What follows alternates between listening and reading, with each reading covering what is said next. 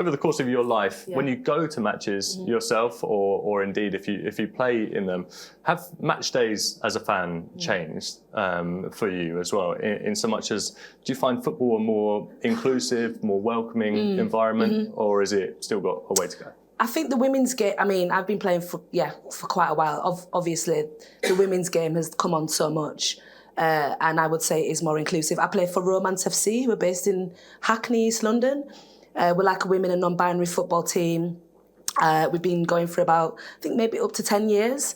And that started to help women that were working full-time in London get into football. I've always played football, but in my team, I'm actually a rarity. I've been playing since I was 7, whereas a lot of the women who are millennials or Gen Z, they weren't allowed to play, or there was nowhere to play. Like I said before, I've had to fight to play. So I would say in the women's game, it's definitely becoming... There's so many stories in women's football where you'll meet someone who's like 28 and she used to play until she was 10, and then she went to high school and then it wasn't cool, and then she goes to uni and then she plays a little bit and then she moves to London and she meets like a team like Romance and she starts playing again. There's always like a gap generally in women's football. And then I would say in terms of like, I don't go to lots of male football matches, but I went to the Women's Euros at Wembley, and one thing I will add is the price of food and drink. Oh my God. I think a bottle of water was like £7.50 or something like that. It was. I was there also.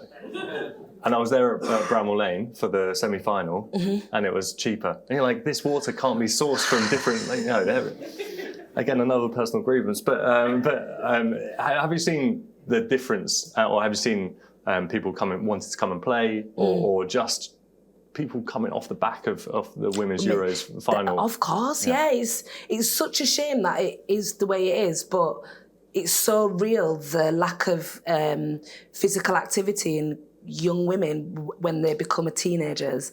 And I think what happened this year with the World Cup has given so many people so much confidence to believe that they can play football, which is so weird to say, but there is this feeling that, that it isn't normal. So I do think that since the World Cup happens, people were so happy. I was there with my team and everyone was just like, wow, like it happened. Because obviously everyone knows there was a ban, women's football, there was a huge ban for years where women couldn't play. And I've got friends that are a bit older, women that are a bit older who remember that period. So yeah, this summer was hopefully life-changing, but we need to see the funding. I'm not sure what's going on with the funding, but there needs to actually be money that's put in to the grassroots. Yeah, it's a really important point about there's been 2 events essentially over the last 16 months, Charlie, that I think shows this dichotomy of being a football fan. Because in summer of 2021, the men get to the final of the European Championship, and I think it's fair to say that the fans there disgraced themselves. They really did. They broke through the barriers at Wembley. It earned England a 2-game ban from having supporters in the stadium, and it was a really shameful event. And then this summer, when the women got through to the final and won the final, it was a really joyous event. I was there myself, and it was a real celebration of football. Now, of course, it's going to happen because you win a game, but the events of Wembley happened prior to the game as well, and it got me thinking about this idea that I think actually 30 or 40 years ago, you could probably say that this one particular group of people are the football fans. But football fandom now has become a bit more fractured in so much as there is no one homogenous mass of football fans. Would you agree with that?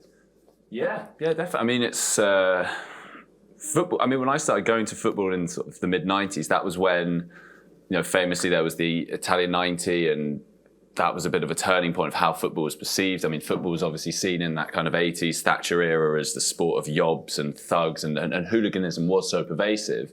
Then it became obviously a lot more sanitized in the 90s, and then became pretty much ubiquitous. I think now, talk about what a typical football fan is really hard to do. I mean, I think the demographics have changed massively.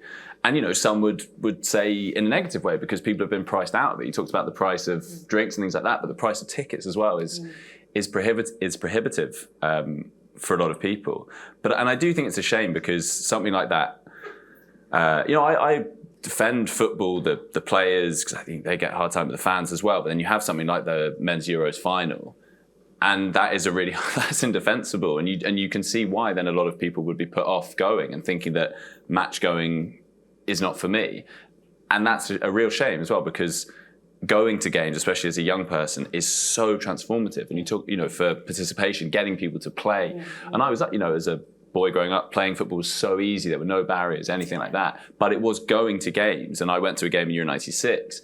And things that you're never going to forget that. And that's just like, that just completely hooks you in. Yeah, definitely. I just want to say off the back of that, when I walked out of Wembley after the Women's Euros, there was all these police officers on horses, and we were just like, you don't need to be here. Everybody was so happy, and it was just full of women, and it was just like, oh, you don't realise, like, we're not like that. Like, it was a waste of police money. But I also wonder if fan behaviour is also reflective of, like, economic and political times. I mean, the tensions around the world after the pandemic, was that reflected in fan behaviour as well? Yeah, it's interesting. And Charlie, just going back on to your point, I do wonder if it's a kind of a maturity of society now that we find ourselves in, because I flip-flop between thinking, we should make these changes in football, but then you see stuff like what happened last summer, and I think actually no, people can't, football fans can't be trusted in some of the changes. But what we have seen in recent years is a return of safe standing, and a lot of this stuff happened post Hillsborough, and they were necessary changes. And the 1992 Taylor report, which brought in these raft of changes, but it includes drinking in view of the pitch. Now, I think most people here will know this, but it's amazing the amount of people, when you bring someone to a game and you say, "Oh no, you can't drink a beer in view of the pitch." Like, no, you have to down that. And they're like, "What? You're selling it, but you can only drink it in the concourse." Like, yeah.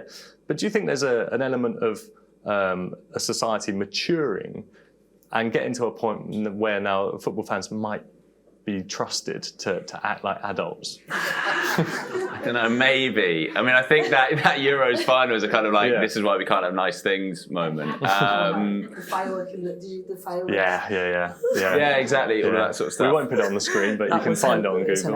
I would say as well, I do think the drinking in front of the pitch, like I've been to some rugby matches as well, I do think the slight downside with it is everyone becomes so obsessed with getting drinks. You're constantly getting up and down. It becomes a bit too much of a focus. I quite like the fact that at football games, it's this sort of sanctuary from that, where everyone is actually, yes, people might leave early to get a drink or whatever. I think that the key thing with football for me is like the tribalism of football, I think, should be celebrated. I think that's what makes going to live football is amazing, because everyone there cares so much. You go to a lot of sports, and it's a cliche, but it's like, you go, you have a drink, and I kind of think, well, if you need to go and just have a drink, you could go to a park or something.